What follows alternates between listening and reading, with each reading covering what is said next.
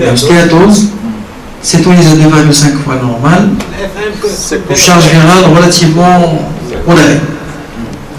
Alors, ce patient m'a un petit peu facilité la tâche, dans la mesure c'est quelqu'un qui est intellectuel. Donc à partir du moment où il a su qu'il est hépatite B, il m'a harcelé. Il m'a dit mon cabinet, je veux être traité. Ça ne veut rien dire.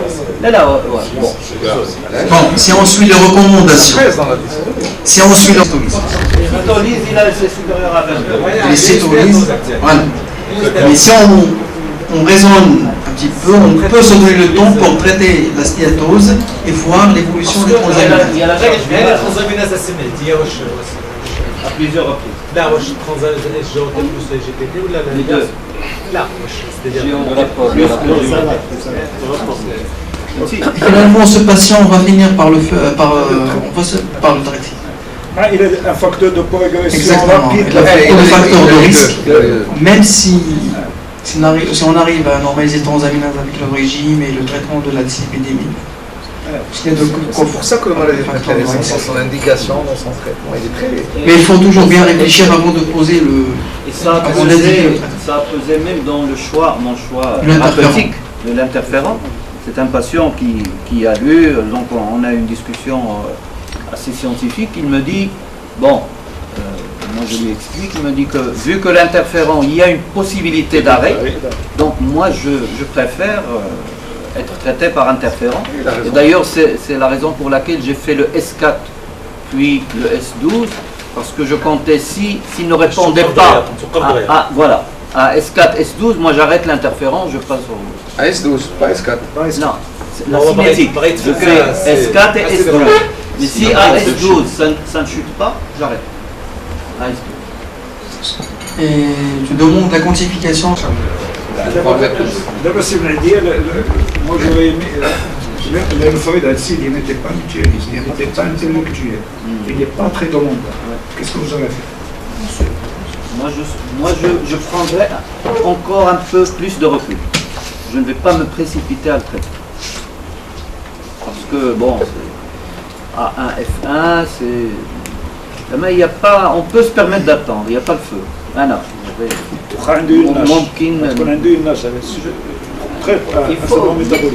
faut qu'il maigrisse, il faut que... Alors donc ici on a posé l'indication de traitement par interférent. L'arrêt, en dehors des effets secondaires, etc., se fait sur la charge virale ou la quantification de l'anti-HBS? C'est la quantification de l'anti-HBS et la charge virale. Les deux. Pour qu'on ait l'HBE négatif, c'est AS12, ouais. On peut décider sur la quantification de l'anti-HBS et la charge virale. Donc il faut coupler les deux. Les deux. Les transaminases ne rentrent pas dans ce... Oh. Dans la récupération. Non. Donc si on n'arrive pas à diminuer l'ADN de l'hépatite B, plus de dolo à S12, avec la réduction de la charge, de la quantité d'anti-HBS, normalement, d'après plusieurs études, il faut arrêter l'interférent parce que les chances de récompense sont très faibles. Donc il faut avoir une diminution de la charge virale et de la quantification de la quantité de l'anti-HBS. La durée de traitement.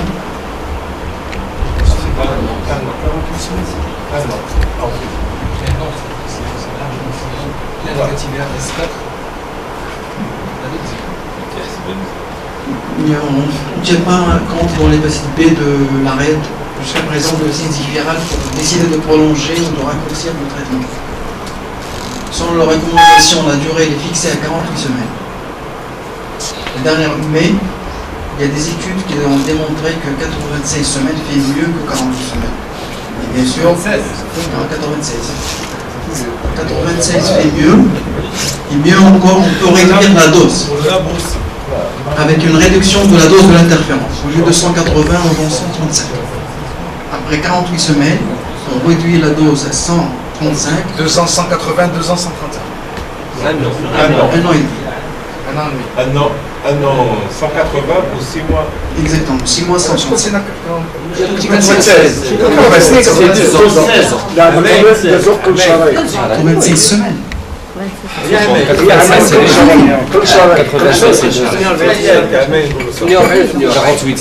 vous montrer l'étude parce que 96 semaines.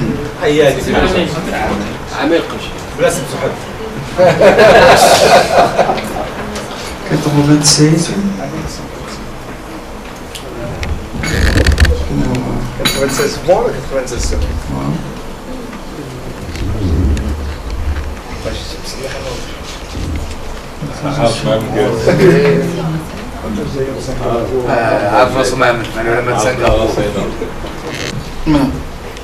96 semaines. Ah d'accord. 96 semaines fait mieux que 48 semaines.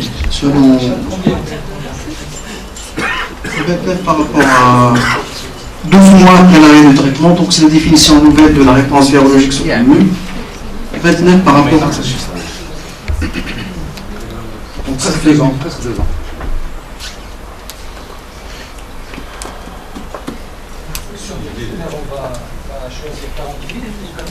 Il n'y a pas de critères. Est-ce que les organismes sociaux on a déjà prolongé le traitement, mais finalement, la patiente a rechuté, malgré qu'on a prolongé le traitement. Pour la stéatose, on se base sur des critères clinico-biologiques ou bien on doit absolument... L'OBS, c'est un syndrome métabolique et une stéatose hépatique, c'est une stéatose hépatique. C'est-à-dire, qui nous répondent non sur l'histologie, c'est pas nécessaire. Non, il doit répondre. C'est le degré de la stéatose, modéré, sévère, minime. Il doit répondre sur la biopsie hépatique. Seulement, je ne sais pas ce qu'il a répondu. Non. Généralement, il faut leur demander. Malheureusement, il n'est pas systématique. Mais logiquement, il doit être systématique. D'abord, oui, la pâte, je ne lui ai pas demandé. Il m'a répondu A1, F1. Je n'ai pas de statut histologique de la stéatose. Est-ce que ça pourra... On parle de la vraie vie, alors. La vraie vie, mais je oblige. Dans la vraie vie, on prend le téléphone et on contacte la pâte et on lui demande le degré d'infiltration. La deuxième partie de la question. Oui. Est-ce que ça va influencer en quelque chose au traitement ou là? Il faut gérer le syndrome métabolique. En parallèle avec le traitement des hépatique. Généralement, il faut le gérer avant de décider le traitement, en principe. Pour améliorer les chances de réponse, il faut le gérer avant. Il faut se donner le temps. Pourquoi il ne faut pas se précipiter sur le traitement? Il faut se donner le temps pour corriger les troubles métaboliques avant de donner le traitement. Mais la recommandation, c'est 1 an de traitement. S'il vous plaît, parce que la stéatose, parce que quand vous avez par exemple une femme, c'est une femme qui a une stéatose, il y a une syphilis. On trouve la stéatose, JBC, c'est négatif. Là, est-ce qu'il faudrait demander les autres anticorps? Est-ce qu'il n'y a pas une hépatite auto-immune sous-jacente? Est-ce que, parce que moi je le fais, finalement je me demande, est-ce que je ne suis pas en train de gaspiller de l'argent? Sans qu'il y ait de cytolyse. Là, il y a une cytolyse. Aucun a la stéatose phlégographique. Est-ce que, je me demande, est-ce que cette femme-là n'est pas en train de couver en normalement, ce qui est recommandé, il ne faut pas aller vers les anticorps. Il faut d'abord gérer les femmes, généralement, il faut faire une échographie pelvienne, c'est la polykystose ovarienne qui est associée au syndrome métabolique. Il faut demander le bilan thyroïdien. Et puis après, corriger ces troubles métaboliques. Si malgré la correction des troubles métaboliques, après 3 à 6 mois, elle est toujours en cétolyse, on est obligé. C'est très difficile de corriger. La consultation de tous les jours. Une femme obèse, stéatose hépatique, transaminase élevée. Est-ce qu'on. C'est le PC négatif. Élevé. 2 fois, 3 fois. Ça peut aller 2 fois. En général, c'est 2 fois. C'est pas la même chose. En général, c'est 6. En général, c'est 2 fois. 2 fois. Ou les azates plus que les alates. Donc, la stéatose typique, avec antigène HBS négatif, anticancer HCV, est-ce qu'on s'arrête là? Ou là, on demande, comme elle a dit, c'est-à-dire on pousse. Est-ce que c'est minime 2 fois la normale. Pourquoi il a précisé? C'est inférieur à la normale. Généralement, la stéatose est inférieure à la normale, c'est les GPT. À 3 fois la normale. C'est les GPT. Il faut corriger le trouble métabolique. Il faut se donner le temps 3 à 6 mois. Si on n'arrive pas à corriger la stéatose persiste, là il faut remonter tous les bilans de l'astérisme. C'est ce qu'on appelle l'astérisme persistant. Maintenant, si on a une VS élevée dans ce tableau. Généralement, la nage, on a une VS élevée. Alors, à combien elle est élevée justement? Tolérée jusqu'à combien? J'ai une patiente que j'ai vue aujourd'hui qui a le même tableau, mais elle a une VS autour de 100. Et ça me pose un problème. Non, mais elle avait dû avoir des traumatismes. Le poids d'Yana, il pèse sur le. Elle a une VS autour de 100. C'est connu, il y a un syndrome inflammatoire au cours de la nage. Je ne sais pas quel chiffre. Il faut voir la clinique, ce qui présente autre chose. Non, la clinique tout simplement, c'est négatif. Le même tableau, exactement. Donc il faut essayer de corriger son métabolique pour voir l'évolution du syndrome inflammatoire. Le taux d'antigène HPS, AS48, peut être prédictif de la rechute ou de la non-rechute, de la récidive ou pas. La réponse AS48. Effectivement, il y a des études qui ont parlé de la quantification de l'antigène HPS à la fin de traitement et d'un intérêt dans la prédiction de la réponse virologique soutenue. Mais j'ai pas vraiment le chiffre, c'est inférieur à 100 je pense, qui est vraiment prédictif de la réponse virologique soutenue 12 mois après l'arrêt du traitement. Donc ces rechutes, faut-il retraiter par l'interféron? Je pense que j'ai un cas clinique qui illustre un petit peu cette question, si vous voulez qu'on aborde ce cas clinique.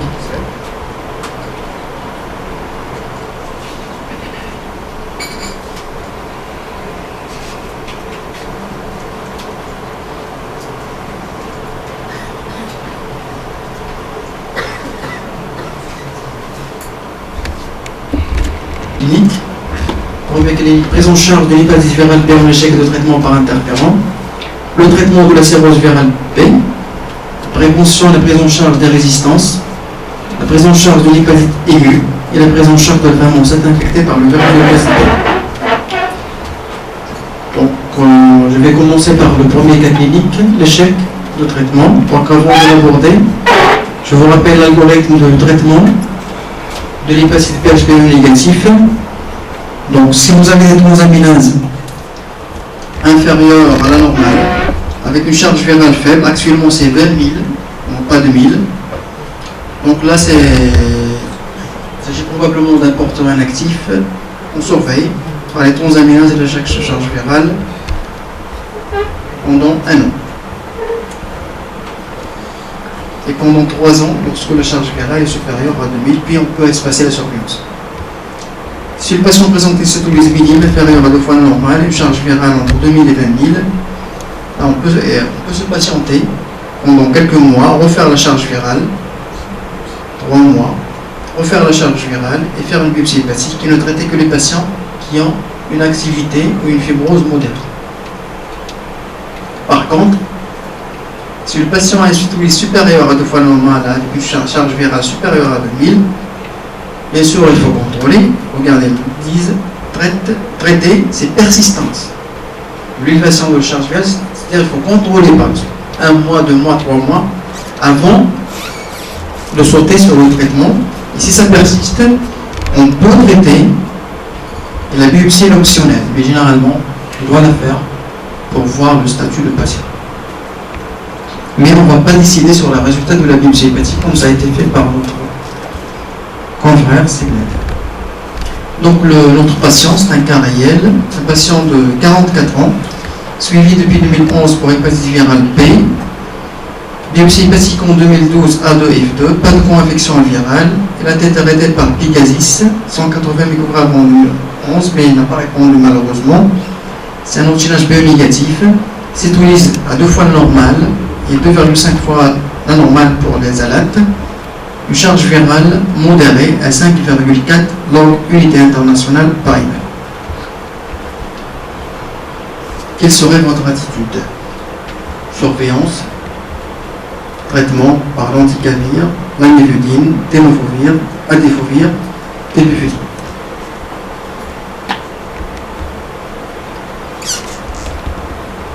Ça a été traité par l'interféron, il n'a pas répondu, il est A2F2, c'est tout liste toujours. Traitement. Donc on décide le traitement, mais par quelle molécule? Elle a la CNSS. Et c'était en 2011. Fin 2011. On avait le baril. Au traité par le baril. Alors on peut se chanter Kavir avec ta chef.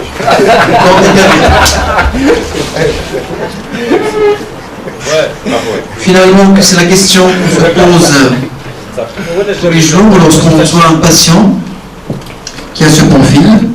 Donc on a plusieurs molécules et vous connaissez le prix de chaque molécule au Maroc.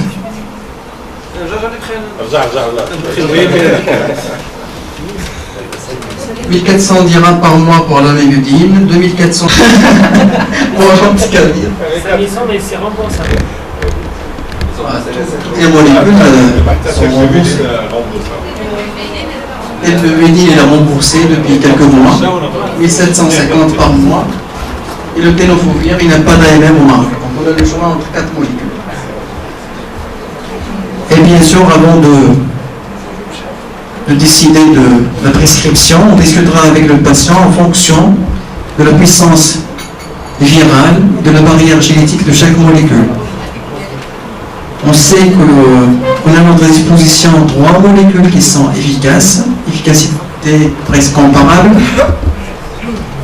L'anticavir, telbuvedine, tenofovir, 90% pour l'anticavir, 88% pour la telbuvedine et 93% pour le tenofovir. C'est la molécule la plus puissante, mais malheureusement, la barrière génétique est variable en fonction de la molécule. Comme vous le voyez ici, vous le connaissez, le risque de résistance est très élevé pour les drogues de première génération, notamment la lamivudine, qui peut aller jusqu'à 70% à 5 ans. Pour la défovir, ça peut aller jusqu'à 30% à 5 ans de résistance. Là, c'était le résultat à 2 ans de la telbuvedine, c'était 17%. Mais pour l'anticavir, il est inférieur à 2%, même après 5 ans de traitement. Pour le tenofovir, jusqu'à présent, il n'y a pas eu de résistance. Donc on va tenir compte de l'efficacité, c'est-à-dire la puissance virale, mais aussi de la résistance. Cependant, il y a cette étude intéressante, l'étude GLOBE, qui s'est intéressée à la telbuvedine et qui dit qu'il existe une option. On peut utiliser la telbuvedine en première ligne chez les patients antigènes HBE négatifs avec une faible charge virale sans avoir pour autant beaucoup de résistance. On remarque là, et c'est ce qu'on appelle le roadmap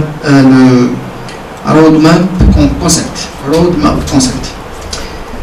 Pour les patients qui ont charge virale inférieure à 7 log et qui ont un ADN négatif à 24 semaines, cette négativité va persister au cours de traitement et à 104 semaines, 91% vont rester négatifs. Et ce qui est intéressant, c'est que uniquement 2% risquent de présenter une résistance. Ça rejoint un petit peu le baraclus. Donc il faut bien choisir la molécule pour les bons malades. Mieux encore, on dispose de cette étude récente qui vient d'être publiée. C'est l'extension de l'étude GLOBE à 4 ans. Donc on a les résultats à 4 ans de la telbuvedine. Chez les patients traités pour hépatite B, HBE négatif et positif, on va s'intéresser aux groupes HBE négatifs qui sont très fréquents dans notre contexte. Et remarquez que à 208 semaines, une charge virale négative chez 86% des patients.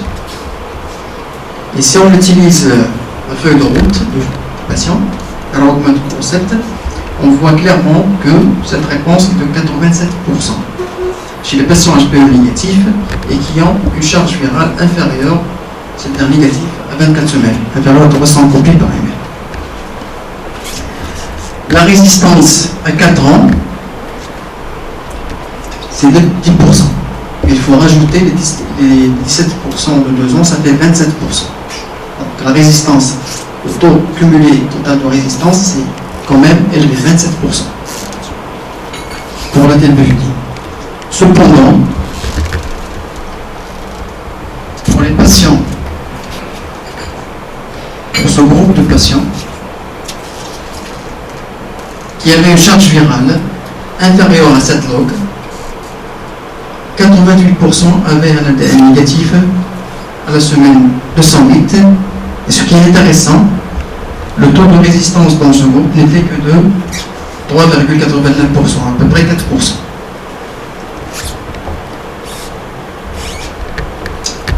Il n'y a pas d'études qui ont comparé, peu d'études qui ont comparé telbufidine à l'anticavir face à face. Mais on dispose de certaines études asiatiques. Je vous donne cet exemple qui ont comparé la telbufidine à l'anticavir. Dans la vraie vie, 97 patients contre 98 dans chaque groupe. Remarquez que le taux de séroconversion HPE pour les patients HPE positifs était meilleur à 24 semaines dans le groupe telbufidine. Par contre, il n'y avait pas de différence concernant la diminution de la charge virale ou la négativité de la charge virale, ni de résistance à 6 mois de traitement. Par contre, à 48 semaines, l'anticavir fait mieux que la telbufidine. Encore plus, on voit l'apparition de 7% de résistance à la telbufidine. Cependant, ce qui est très intéressant dans cette étude, c'est qu'on utilise la feuille de route des patients, c'est-à-dire les patients qui pourront bénéficier de la telbufidine, c'est-à-dire une charge virale initiale inférieure à 7 log avec une cytolyse. Pour les patients HPE négatifs bien sûr, on voit clairement qu'il n'y avait aucune différence entre les deux molécules, que ce soit concernant la négativité de la charge virale, la normalisation de transaminase, et il y avait un cas de résistance, 4%. C'est vrai qu'il y avait peu de malades, et cette étude n'a pas démontré de différence statistique. C'est un problème, parce que là vous avez ajouté une condition, il ne faut pas comment vous allez faire. Parce que, je veux mettre sur telbufidine ou là sur anticavir. On va continuer notre cas clinique. Donc, notre cas clinique, c'est patient à travers cette discussion avec le patient, moi je serais à l'aise de le mettre sur baracule, mais je commence à cher. 5 mg, il doit payer avant d'être remboursé. Avec le patient, j'ai expliqué au patient, et c'est lui qui a pris la décision de prendre la telbufidine. Donc on a mis le patient sur telbufidine 600 mg par jour, et malheureusement, à l'époque, il n'était pas remboursable. Donc on voyait qu'elle était remboursable, mais que la tour n'était pas remboursable. Donc on a mis le patient sur 600 mg par jour, bien sûr, transaminase et ADN inférieur à 20, à ACE12 déjà. AS24, transaminase normale toujours ADN inférieur à 20, et AS48 il est non détecté, et 52 ADN non détecté. Finalement la molécule était efficace, mais sur la demande du patient, parce qu'il n'a pas été remboursé pendant un an à plus d'une année, on a décidé de switcher vers le baracule. Maintenant le patient est sous baracule. Très bien.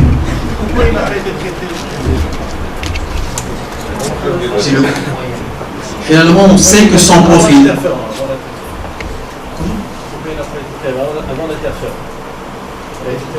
Par interférent au départ, oui. Ah d'accord, pourquoi on a choisi de le traiter au départ par l'interférent? Tout simplement parce que, comme ça a été tout à l'heure, parce que le choix de l'interférent, généralement on commence toujours par l'interférent. En dehors de la cirrhose évidente et de la cirrhose décompensée, on essaie d'avoir, parce que c'est de courte durée, c'est 48 semaines, et c'est sous interférent qu'on peut espérer la séroconversion HPS, même après l'arrêt de la molécule. Est-ce que la tendance c'est pas vraiment... Ma question est des règles futuristes. On va carrément enlever l'interférent, comme ils disent la piqûre. C'est pas qu'ils disent ça. futur. Dans le futur, dans les 5 années à venir. La piqûre sera enlevée pour le C et pour le B. Le C, c'est... Finalement, le traitement AV, c'est ça? Finalement, la plupart de nos patients traités par interféron rechute. Et on se demande pourquoi on les traite par interféron, on perd 48 semaines de traitement. Ce sont rares les patients qui bénéficient vraiment du traitement. Et même les objectifs de traitement par interféron, si on fait très attention, finalement, ce n'est pas des bons objectifs. Parce que finalement, l'objectif, c'est la réduction de la charge virale en dessous de 2000. Alors par les antinucléosidiques, c'est la négativation de la charge virale. Qu'est-ce que vous avez fait? Le malade, il ne veut pas...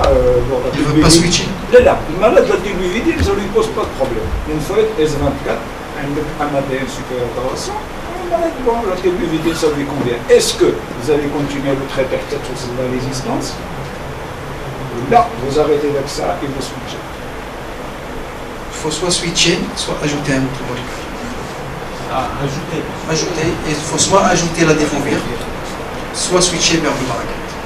S24 supérieur à S24, pour ces molécules qui ont vraiment un taux de résistance élevé, une faible barrière génétique, il faut rapidement décéder à S24. Sinon, ça va rapidement. C'est pourquoi je dis de l'ordre, on ne perd rien si on met le patient en cétolbéthéline, et puis à S24 on décide. Donc on trace une feuille de route avec le patient dès le départ. Vous pouvez lui dire qu'on peut changer d'avis après 24 semaines. Ça ne pose aucun problème.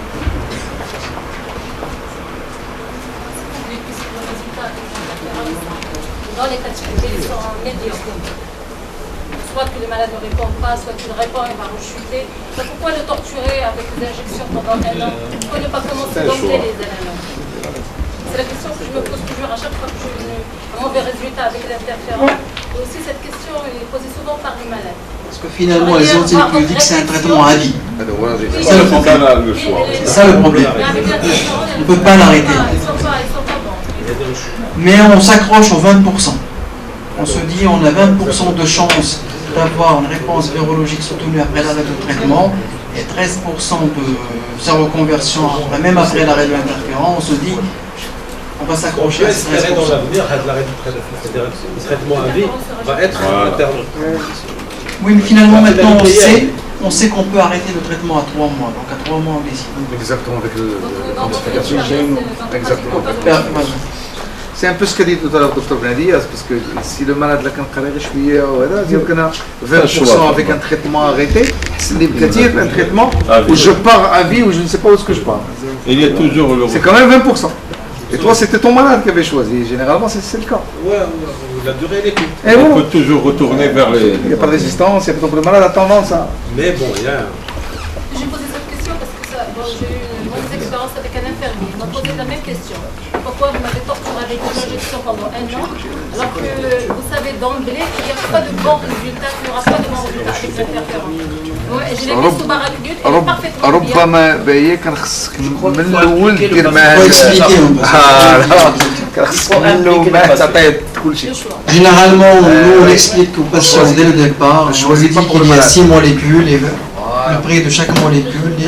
L'intérêt clinique suivant, c'est une cirrhose décompensée. C'est un patient de 54 ans, diabétique, sous insuline depuis 10 ans, il est child PNF.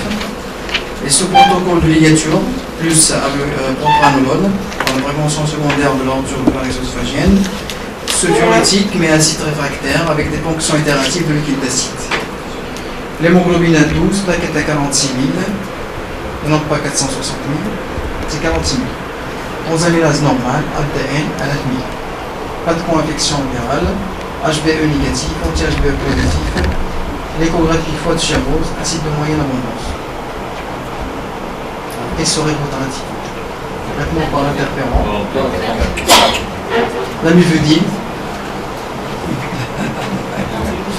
Non. L'anticavir. Le ténofovir. Oui. La défovir.